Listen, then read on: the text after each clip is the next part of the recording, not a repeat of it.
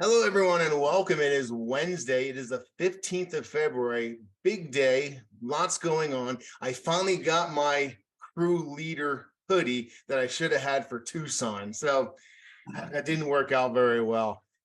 Today's show is going to be mainly about thin sections. Thin sections are little slides of glass with super razor thin pieces of meteorite or other material on them, and they're used for scientific work, collection, and art. And those are the three aspects we're going to kind of focus on today as far as thin section goes. I'm a collector, so I'm going to show you thin sections from a collector's point of view. We have Marissa, our staff photographer of thin sections, on today, and she's going to show you from an artistic viewpoint how she enjoys the thin sections. And we also have, of course, Mike with our 101.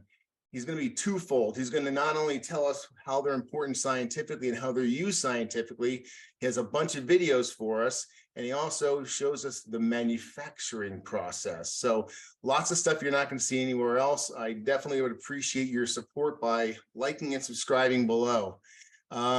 We just got back from Tucson, and Bruce, I'm going to tap you on the shoulder real quickly.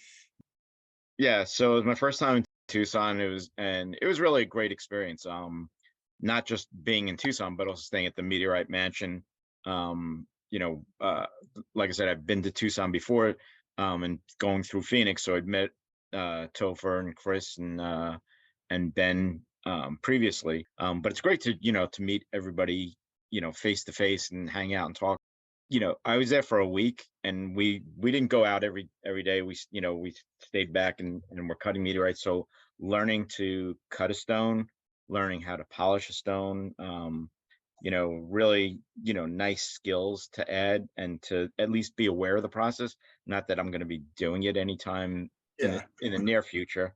But it was just really, the opportunity to see a lot of things that you see online or whatever, but now you get to see them in person. Again, seeing the people was really the big thing. Yeah, that's kind of what I really super enjoy about Tucson is everyone just comes together, and it's great to see and spend time with everyone. So definitely appreciate your insight there. I do now, unfortunately, have to report the passing of a friend of the Knowledge Bolide, and I'm proud to call him a friend of mine.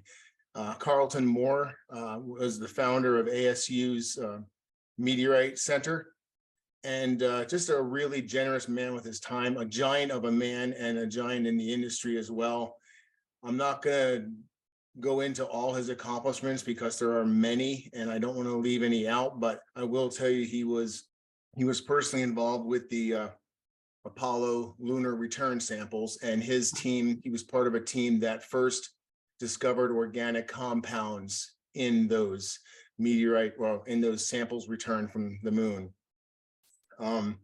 Just a great man, and very generous with his time, always giving out meteorites to people, little kids especially. And he actually gave me some Murchison, and I'm going to miss getting his random phone calls. So little respect for Carlton. And if you want, go to his Wikipedia page, just do a Google search and learn a little bit more about this great gentleman in the field.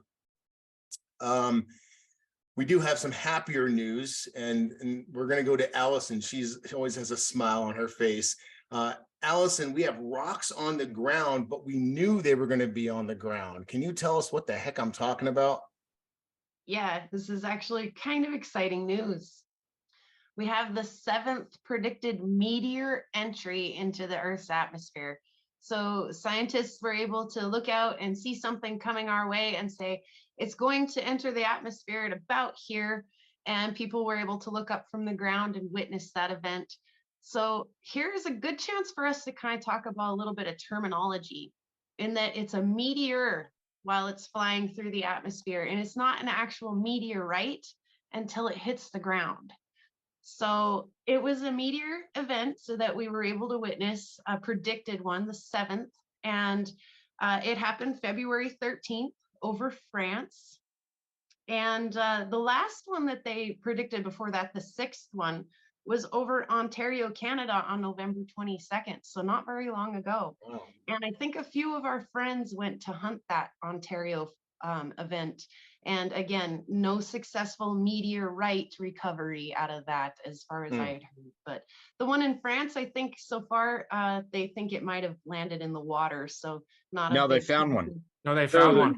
They found, Yeah, yes. breaking news. Awesome. Well, I'll Yes. tell you what, Allison, you do a great job reporting, and the crew's going to back you up with more information. First, just to recap the awesomeness of what happened. They found an NEO, a near Earth object floating through space, calculated it's a meter wide, it's gonna hit Earth. They calculated when it's gonna hit, when it's gonna enter, where everything. And so many people had their cameras pointed that we're now going to be able to look at like 3 or 4 different videos of that event.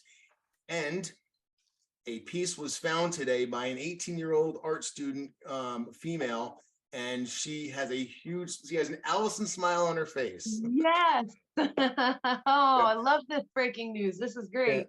So It was the let's size Roberto will be piece. headed out there too. what's that? Oh, Roberto's headed out. cool. Nice. Good luck to Roberto. That's awesome. Yes. Yeah. Oh, this is at a quarter of the speed. People were analyzing the breakup of the meteor. So this is like I said, a quarter of the speed. Okay. And then we have a bolide event right at the end. Bam! This is another good one right here. Another thing to stress is that they knew that this would enter our atmosphere safely, that it wouldn't hurt anybody. They knew from the size and trajectory that it would be safe. Yeah, previous to entry, they estimated it was about 1 meter in diameter. So that is the event. This is the actual name of the Norman, yeah. CX1. It's, let me see, it's 2023 CX1, and here's the first recovered sample of it right there impacted into the ground. Nice. Wow. Nice. Yeah. So there it is. Oh, neat. Oh, Something tells me that's not her hand. Oh, Yeah, and there's the recovery team. This And just to let you know, that's 100 grams. it's 100 wow, grams. cool. Nice. Yeah, Yeah. the angle on the photo makes it look huge because it's Oh, Yeah. Yeah. it's kind of false perspective, but yeah, I was told 100 grams. Are the names of the hunters in the field, Oh, Luke Leben. and Means, feel free to visit this webpage here for the full story. Allison was talking about this being the 7th one. They're the 6th one being over Canada-ish, right? Mhm. Okay, that leaves Mhm. 5 of them. I know one of them was over Sudan because it was Almahata Sitta. Right. How many more can we get, guys? Well, If you know of a meteor that was tracked in space and then recovered as a meteorite, drop it in the comments below. Let's see if we can get all remaining ones. 5 more. So I was wrong. There's 4 of them. Name the 4 of them. Remaining ones down in the comments. Thanks, guys. Also, today is a very important day in the world of meteorites, not because we just recovered a super fresh one, but Professor Pat, what is today, man? The 15th of February. yes. So today is the anniversary of the fall of Chelyabinsk 10 years ago. And So it's a birthday then. well, it's not the birthday. It's 4.5 something billion years old. But it is the anniversary. It's a very cool meteoritic event because much like the one that Allison just talked about, it was witnessed by a lot of people. It was the most witnessed meteoritic event in our time. Yes, absolutely, and far and away the most recent fall that actually injured some people. There were roughly 1,500 people injured, mostly with flying glass. Yeah. But the shockwave knocked down the wall of a factory, and Chelyabinsk would have been much more energetic on the ground, except that it came in at a very, very shallow angle. I'm glad that Chelyabinsk is kind of like a isolated town in the middle of nowhere, else it would have been a lot worse. We are switching gears into thin sections, and I'm going to show you thin sections from a collector's hobbyist point of view. I don't do science with thin sections. I don't do photography and art with thin sections, but I do a tiny bit of collection and curation. So I just recently sent a box of thin sections to Marissa to take pictures of. So this is the extent of my thin sections that I have right now.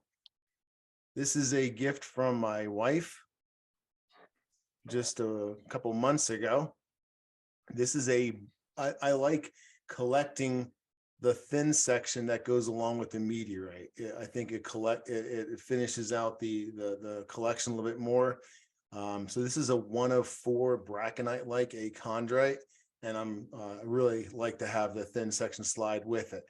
You notice that thin section is different size than this one. So later on in the show, we're going to have Pat explain to us a little bit of the differences between types of slides if it's not fully addressed in the 101 with Mike. But this is one that's super cool. And you might notice I have 2 other ones here. These are Irichidia 004, which is my personal classification, the Winonite. And one of them is the low metal on top, and the bottom one is the high metal. So it's super cool to have thin sections of your own classification. And usually when you're sending material to the lab to make one set, you can get another set made. And I'm very fortunate because I think there's only 3 sets. Well, not counting the classification set, there's only 3 sets of these in existence. And I have 2 sets of them. So here's one set of Irichidia high and low. And here's my other one. I'm going to put a little collection or a display together that incorporates all these.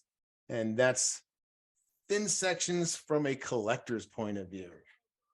I am going to pass it over to Mike Kelly for our 101 today on thin sections from not only a scientific point of view, but a manufacturing point of view. So Mike, over to you. Yes, certainly. So this is a bit of history on thin sections, a bit of scientifically why they're important, and also the process of making them. So it's a little bit of everything. So when we started out exploring and studying rocks, all we had was hand samples, right? That's how you could view them, which is useful to a degree, but you can't really see what's going on at the small scale with the individual minerals and how they interact with each other and what the composition of the rock is, unless you can really dive in there and use a microscope. The other thing about hand samples is the color of the rock really is not definitive of what it's made out of. So that can kind of be a little tricky. So after a while, they started crushing up rocks and doing wet chemistry on them and figuring out what the bulk composition is, which is cool to understand the totality of what the elements are inside of that rock. But again, once you crush everything up, you lose all that detail on how things are interacting with each other and the subcomponents in there. And so then we finally figured out how to cut rocks to a very, very thin degree, 30 microns.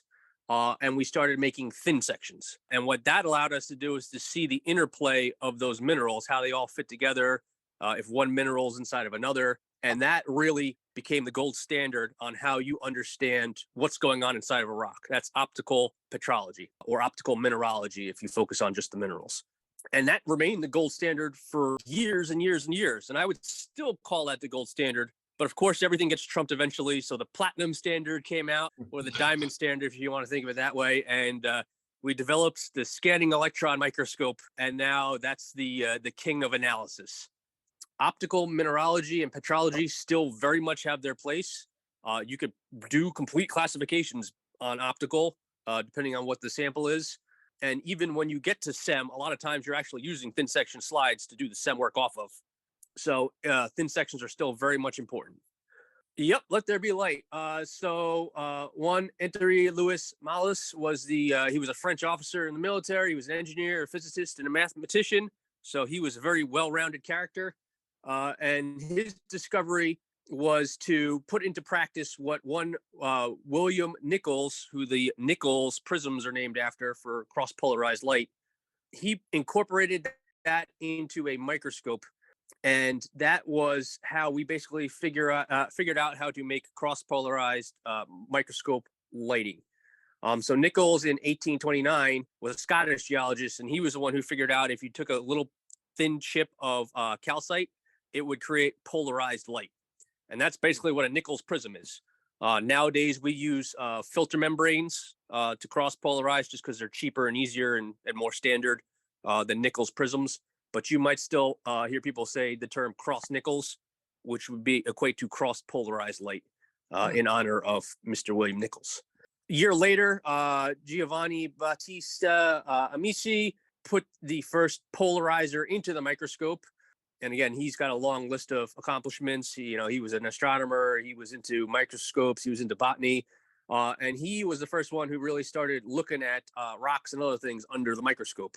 And he discovered the use of plane polarized and cross-polarized light. So not only polarizing the light, but crossing the poles, and how much more effective that light was at being diagnostic. Those concepts were spread by one Mr. Sorby, who took that knowledge base and basically made it the standard practice by publishing it in scientific papers and saying that this should be the way that we analyze rocks. That basically helped to establish the thickness. Again, things don't always look the same under different thicknesses. So coming up with a standard thickness that we use for all the specimens to keep things on a benchmark was important. And that thickness is 30 microns. Making thin sections. So you can see these are some old figures of some of the apparatus they used to make thin sections. The top apparatus shouldn't look so much different than what a cutoff saw looks like to us nowadays that you were playing with at the mansion. This is the great-great-grandfather of the isomet right there. And down below, you may have hand-powered it, but that is your lapping wheel in order to grind your section thinner and flat. Though we've mechanized everything to a heavy degree, the concepts have basically not changed. You're going to cut a chunk of the rock off that fits on the slide. You're going to do your first grind to get it flat and smooth. You're going to mount that to a slide, a piece of glass. And then you are going to cut and grind it down / polish it all the way to that final thickness of 30 microns. Then just as a funny note at the bottom, this was from one of the first books on making thin section slides from Arthur Holmes. One should be careful of your finger location and keep it away from the edges of the slide, as nasty abrasion may easily develop. And from a quite unconscious on, the tip of an overlapped finger might disappear. Wow. Yeah. I've done that before. It is still a thing. Yeah. The first time I use a lap, every time I take my fingernails off. So yeah, that first step was that first cut. When you're talking thin sections, that's called a specimen chip. So if you send things off to the lab, you'll hear the classifiers talk about chips. You'll hear the labs talk about chips. That's basically just your little sample of rock that you're going to make your slide out of. Things to think about: shape. So if I have a triangular shape on my slide and I'm thinning towards any of those points, it's very easy to over apply pressure with a shape like that and grind it right off the edge of the slide. So the shape of your chip is something to think about. Rectangles are great shapes. They're easy to kind of keep level and flat and work in two different planes so that you're not over thinning anything. When you're making your chips, especially for classification, you want to include material that's representative of what you're trying to have classified. Likewise, you don't want to see a dull, boring slide. You don't want the classifier to give you a dull, boring write-up. So if there's something interesting to be put into the chip, definitely make sure you include interesting features in the rock. And then the other thing to think about is size. You can make slides that are literally grains of individual minerals called grain mounts, all the way up to full or oversized side slides. So again, how much of a material you want to put on the slide for analysis or to enjoy viewing is an important thing to consider. So I make my first cut on the Isomet 1000, and we can check out a couple of videos on that. Awesome. Mike, I have a quick question while I'm going to switch over to the media in a second. What is the size preference of most classifiers? So most of what I see done is probably about a half to a 3/4 of a slide as far as the volume of material. That gives them a lot to work with. That's a generous chip. Again, if you're doing things like neck lights and other things, some of the classifications out there are literally only a couple grams in size. And so the overall size of the piece dictates the size of the slide. They can get away with relatively small surface areas to do a minimum amount of work to get a classification done. Obviously, again, the more you can include, the more likely you might catch an interesting feature and get more data out of it. Awesome. Thank you. So to prep the back side of the specimens before I mount them, I don't use anything fancy. This is a 1,000 grit diamond lap plate. This is a 8-inch. I use isopropyl alcohol, 91%, to wet the plate. And then I just grind the back flat to 1,000 grit for a regular, or if necessary, you can do a polish on the back if you want it double polished. Most things don't really need that. It's just sitting on a large flat tile above a tote tray, and I just do this all by hand to go ahead and get everything nice and smooth and even.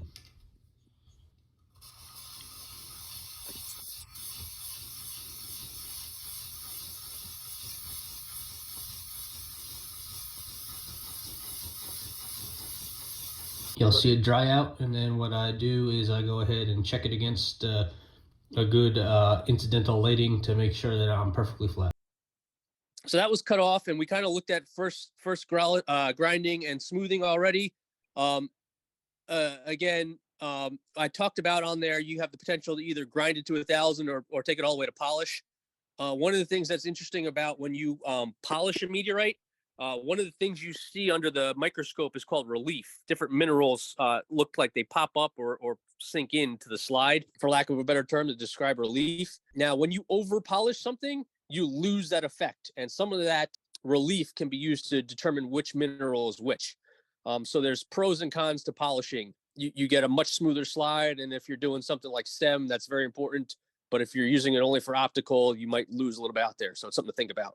You saw that, getting a good flat surface is a nice, smooth, controlled circular motion with even pressure across the working surface. Again, I move around that plate because I don't want to wear that plate down differentially. I want that whole plate to wear at the same amount. So I'm getting evenness. The other thing to think about is if the material you're using is friable or weathered, you probably need to douse it in epoxy first and cure that up and let it harden. Let the epoxy really soak into the material. Or if it has vugs or vesicles, let all those get backfilled in order to make your material solid. That's not going to affect the final product if you have like it impregnated. Basically, anywhere there was a void, you're going to see epoxy where that void was, but you were going to have a void there anyway in the slide. And chances are, if it's too friable, too many voids, you would actually just start ripping grains off. So you can pick out where the epoxy is. Like, again, it'll be filled in the voids or vesicles, but that's going to happen anyway. Okay. So again, I mentioned in the video frosting. So that basically means you're going to grind the front of the slide down so it looks like frosted glass. And that has two purposes, right? It uniforms the glass thickness, and it also kind of gives a better bite surface for the epoxy to bond to. Petro-Epoxy recommends against doing it. They say that their bond strength is strong enough that you don't need to do it. And although the epoxy backfills all that frostiness, their thinking on it is that it does cut down on your optical quality very minutely. So to make the best product, and if you don't have to do it, don't frost the glass. There's a couple things where I'm still on the fence on whether it's worth doing. Some really hard friable diagenites just still don't want to bond. And I got a feeling that frosting helps get them the bite that they need to stay on the slides. And then the other thing on the slide that I kind of wanted to touch on was there's different types of epoxies. There's mix and time set epoxies. That's like your common epoxy. You see the 5-minute epoxy at Home Depot. Petro-Epoxy is a mix and heat epoxy. So I have to bake that in the oven at 280 degrees for 15 minutes in order to get it to cure. And the third type of epoxy out there that's commonly used is UV set epoxy. So you mix it up and then you expose it to a strong ultraviolet light and it'll cause the curing activity to occur. So I got videos to cover the next part, but basically it covers the steps that I use to put a piece on the glass. So we'll watch the slides instead of reading the text. So for mounting the chips to the slides, I use Petro-Epoxy 154. It's a 2-part epoxy resin. So there's the hardener, there's the actual resin itself. It comes in a kit like this for the sample kit. with little mixing cups, little stirring sticks. And to be honest with you, that amount of epoxy for, I think it's like $30, is like hundreds and hundreds and hundreds of slides. So it's a pretty good deal. It's a nice epoxy because it's thin and it's got a very long pot time. So I usually mix up about 5 milliliters at a time. It's a 10-to-1 ratio, so 5 milliliters of the epoxy with 0.5 milliliters of the hardener, and they do come with little syringes in there in the back of the kit in order to do the 0.5 milliliters. Will last you, I think they tell you it's like a 5-day pot time, but I've had it sit and hold for up to 10 days, which gives you a long time to work on multiple slides. Besides that, just your standard petrographic slides, so 46 by 27 millimeters is standard petrographic size. Petro Epoxy actually recommends against frosting the slides, so you can see the slides do sometimes have a little bit of film or grime on them when they come. So what I do is I just clean off the slides prior to heating them up along with the samples and then applying the epoxy. So when I'm getting ready to epoxy pieces to the slides, I take the slides that I've cleaned and I put them on an epoxy mat. The epoxy cures at 280 degrees, so you always want to have some gloves on when you're handling the pieces so you don't burn yourself. But what I do is I let them soak in just the regular oven, and pieces fall into two categories. You got pieces that are non-porous and you can just bond right to the slides, and then you have other pieces that have more porosity to them. I want to soak up the epoxy, so for example like CV3s, some porous L3 through 6 chondrites, stuff like that. And those, what I'm going to end up doing is giving them a coat of soaking epoxy, let them harden up, and then take them back to the lap plate and regrind it. This way I have a filled in specimen that when I bond it to the slide, won't try to suck up the epoxy I'm using to bond it to the slide and create void spaces. So you want the pieces to be warm when you're applying the epoxy, so you don't want to do this too big of a batch at a time. So the first thing I'm going to do is I'm going to treat the pieces that needed a soak. I'm just going to coat them, let the epoxy set in, and then I'm going to do 2 pieces that are ready for mounting.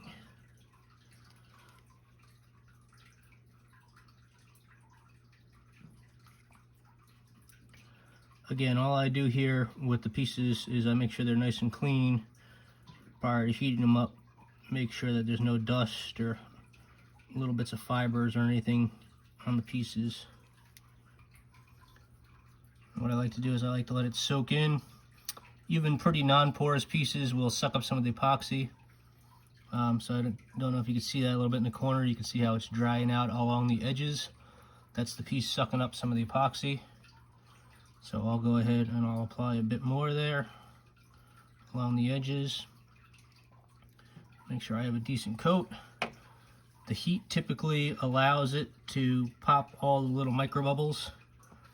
When I'm positioning onto the slide, if I'm not doing a full-size piece, I like to try to put the piece up in the upper half of the slide. That gives me the lower area of the slide to apply labels. I'm gonna let the piece sit. Then what I do is I press it on and I turn it over and I look for bubbles. And I don't know if you could see it there. You could see the bubble there, and what I'm going to do is I'm slowly going to apply pressure and work the piece around and force the bubbles out. Okay, there's one more little one in there. Let's see if I can get it over to the edge and get it off the sample. There we go.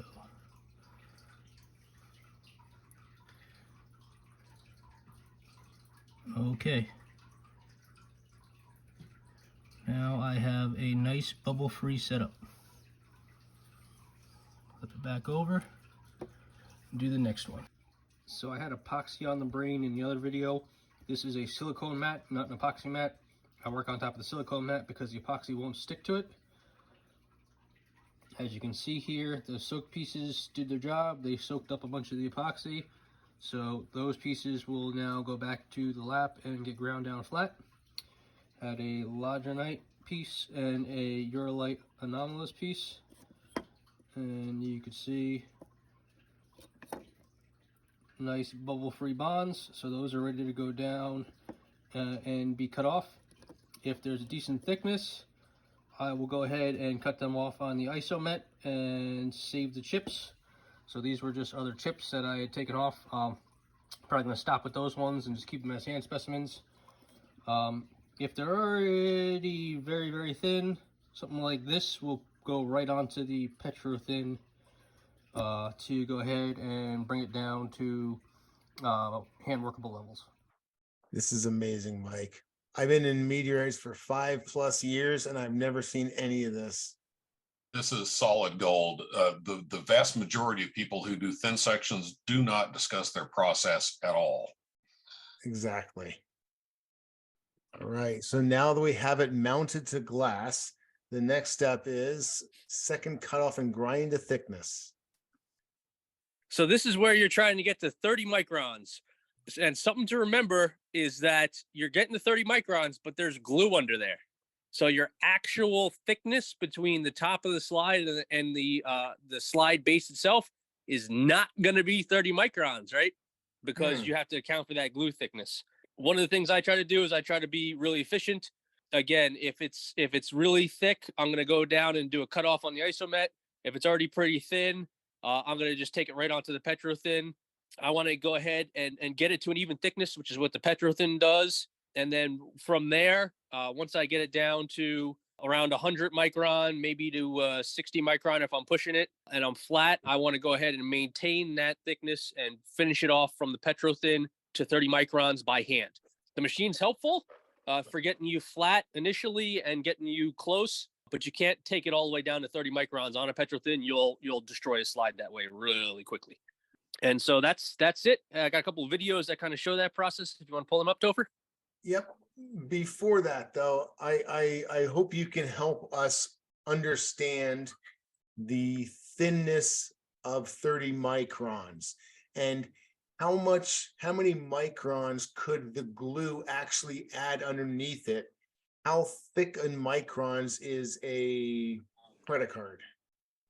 I don't know on a credit card, and I want to say 30 microns is a little thinner than a human hair. Yeah, it's roughly 1/3 to 1/4 the diameter of a human hair. Human hair. Okay, so I'm giving hair a little too much credit. Yeah, 30 microns works out to be 1.1 thousandths of an inch. Wow. And a typical credit card is approaching a millimeter, so that would be 1,000 microns.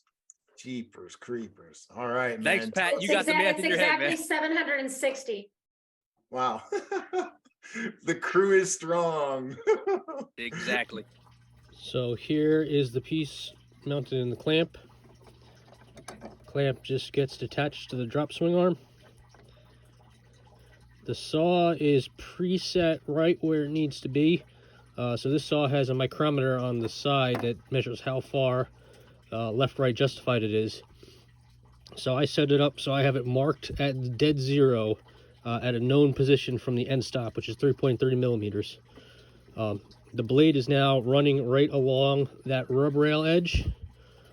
Off camera you can't see it, but I am presetting the drop weight to about 300, which is what provides the downward force to pull the piece into the blade. And then I'm running at 275 RPMs. I'm going to start the saw and using my fingers on the side of the blade, keep it pressed dead against that rub bar to make sure that I am getting good contact and a dead straight cut.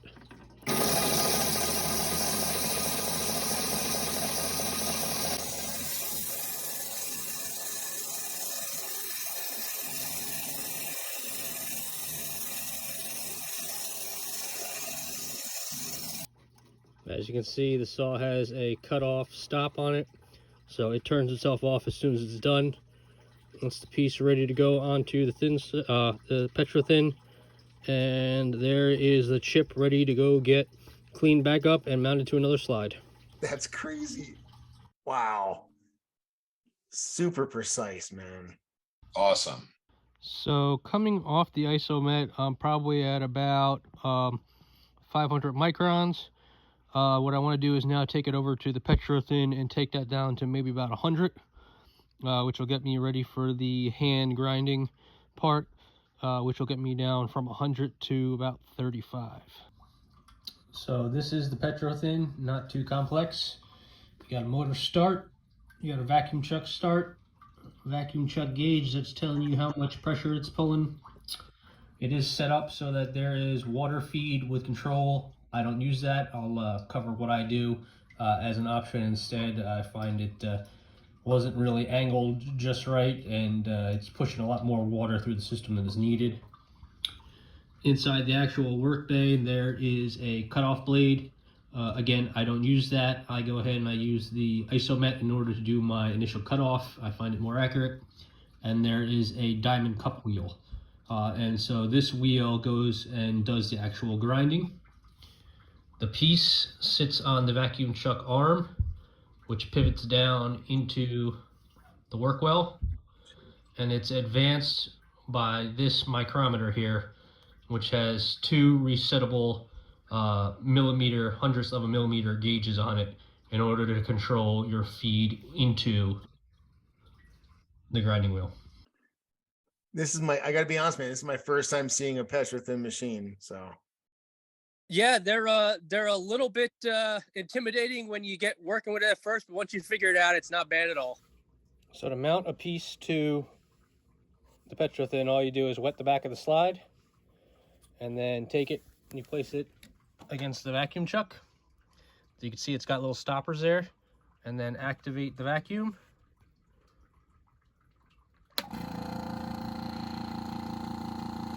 You can see the vacuum pulling air and a little bit of water back there against there, and the piece is now mounted.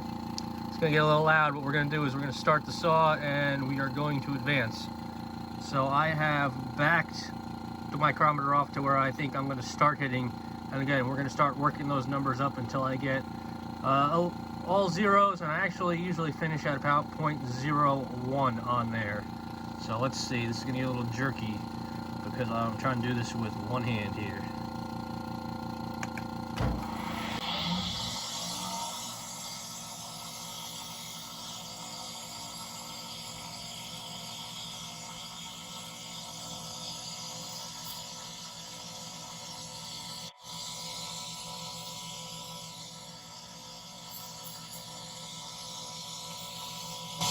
You can start to hear it making contact.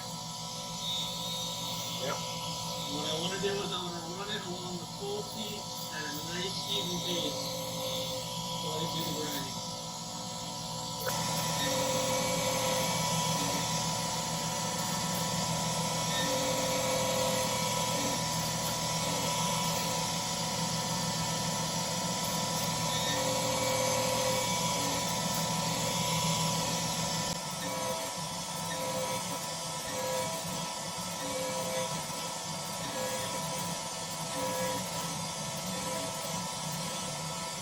Okay, I am now at 0.01, so I'm going to stop and show you what the piece looks like.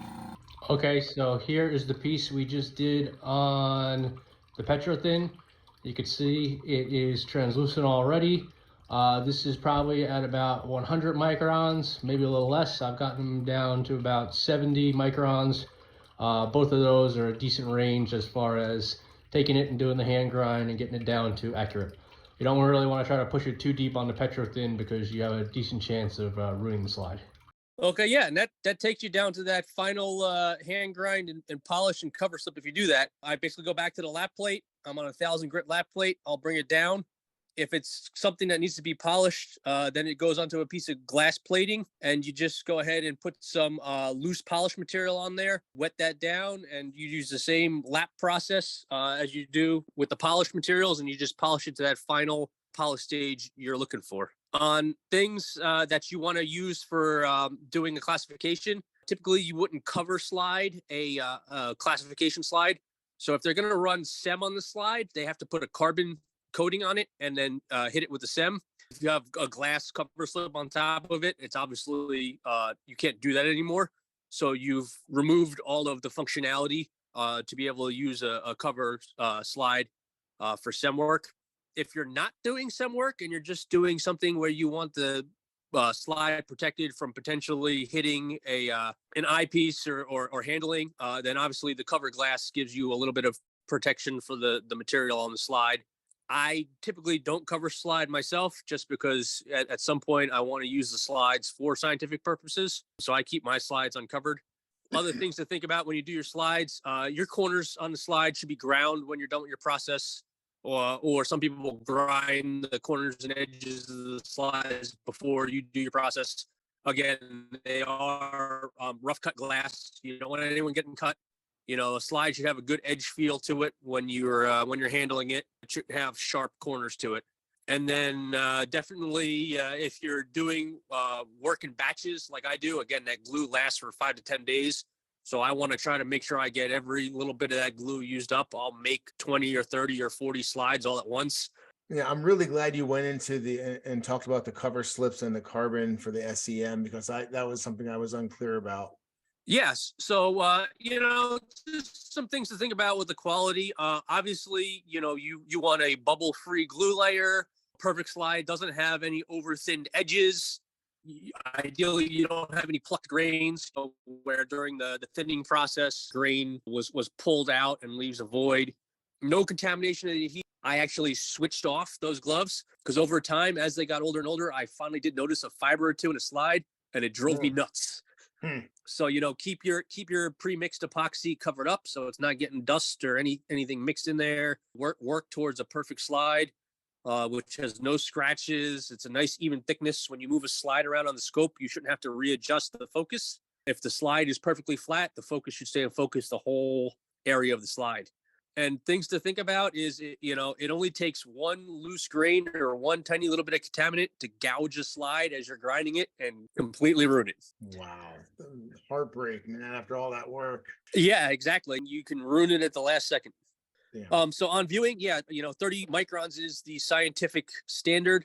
That being said, if you're doing slides for art, 30 isn't necessarily the best thing for popping colors.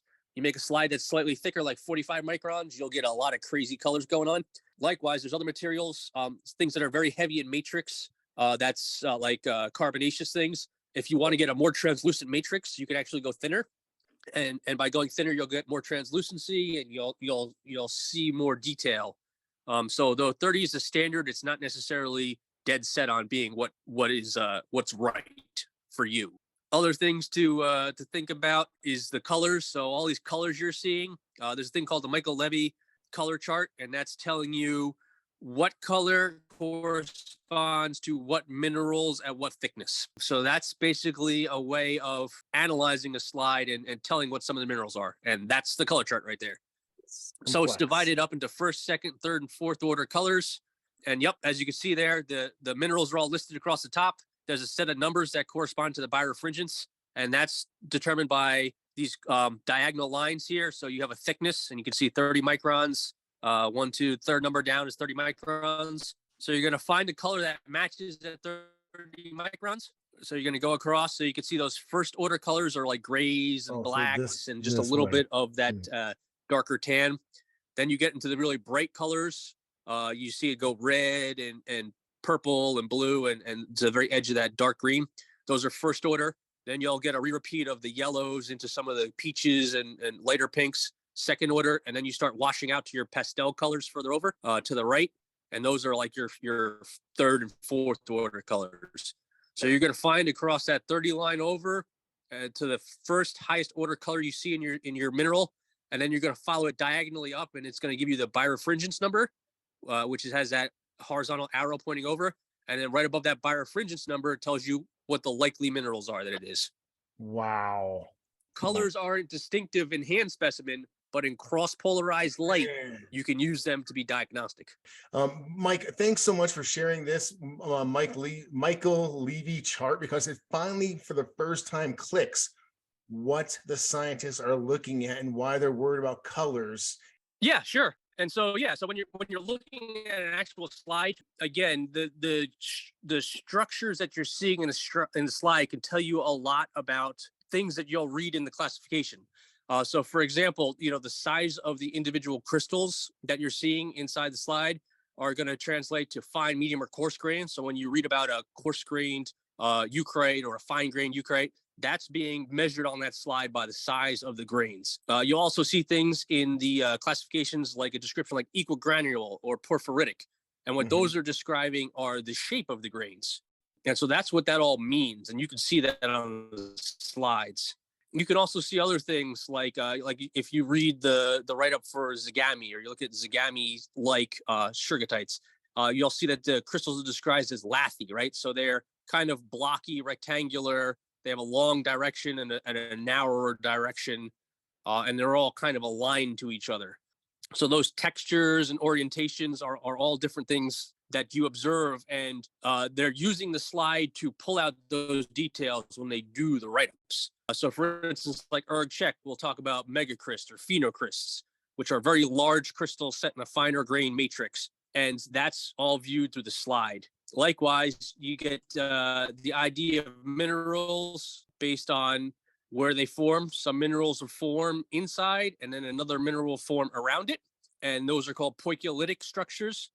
And again, that shows up in the slides and gets turned into the write-ups.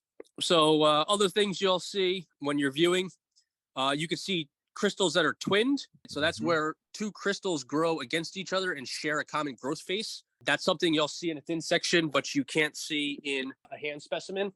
Yeah. Likewise, you could do other things when you get really into using a microscope.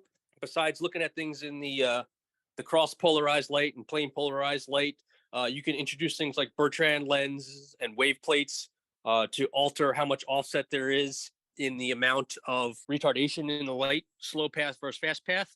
And that can be distinctive and used for other types of analysis. So again, you could take a setup as deep as you want, or you can have a very basic setup. This is just the chondrule chart. I figured throw it in there because chondrules are cool. Yeah. They're unique to meteorites. So it's good to know what we're looking at, especially as we move on to if Marissa does some show and tell and whatever you guys want to see in my slides. Picking out chondrules, if we look at chondrites, are good to know what's what. Absolutely. So those are your basic types right there. Yeah, these are great because we'll be looking for these in some of the examples that we're going to see later on with Marissa from the artistic point of view. Thank you very much for this very, very deep scientific dive into the manufacturing process, the history of, and the science behind thin sections. You really helped us understand it. And for the first time, it clicked. Once I saw that color chart, and you're talking about first order, second order, and different minerals, it finally clicked to me what the scientists are looking for under the scope. So thanks, Mike. Yeah, my pleasure, Topher, man. Hey, we are now going to switch gears a tiny bit, and we're going to switch and talk to Marissa. She's going to share with us some photographs and some of her enjoyment of thin sections from an artistic point of view. So Marissa, I have some pictures ready to show that you're not as proud of because these were your first batch or beginning pictures, right? Yes. So tell us why these are not your favorite thin section photos. These are not my favorites because there are some flaws. There's bubbles, there's plucking, and they might be, I know in some areas they're too thin. They were not very good for photography. With this one, it's pretty disappointing because this is Johnstown. And unfortunately, you can off to the right hand side, you can see a lot of bubbles. Yeah. Like that, it's pretty bad. Oh man. When do you think those bubbles were introduced, Marissa? During the epoxy process? Yeah, I think it was during the epoxy process, and somebody didn't move the slide around and try to work out the bubbles like Mike did, and parts of it is okay. There are no bubbles, but that whole one side is completely not usable, not photographable. And this one is just an unclassified meteorite. There's no name or anything on the slide. And as you can see, there's a lot of plucking. There's a lot of gaps. Plucking.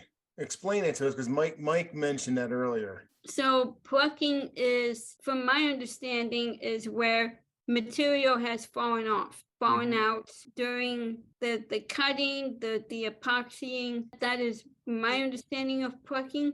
So Is you that can these white see- spots? Yeah, I'm you sorry. can see all the white gaps. Okay, gotcha. So that whole upper area is not usable for photography because there's too much of the material that's been lost. Gotcha. Other Okay. parts of it are a little thicker and you're able to get some detail, but there's a lot of bubbles too. Is Like, this the same slide? This one here?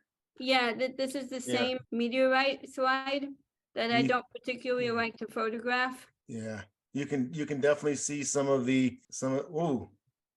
And this is one you're not proud of, you said? I'm more proud of this one. Okay. But with this one, this is actually one of your slides, Topher. That's one of the better ones. The only thing with this one is the olivine is not as bright. It's not as colorful, I should say. It seems like it might be just a little thin.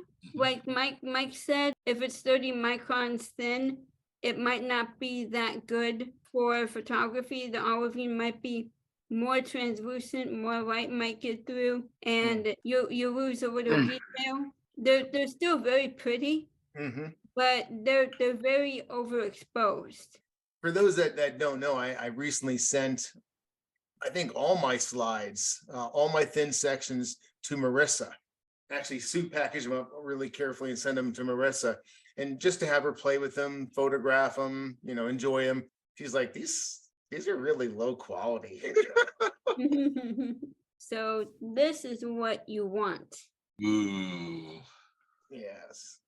You can see a very, very clear difference from the last slide.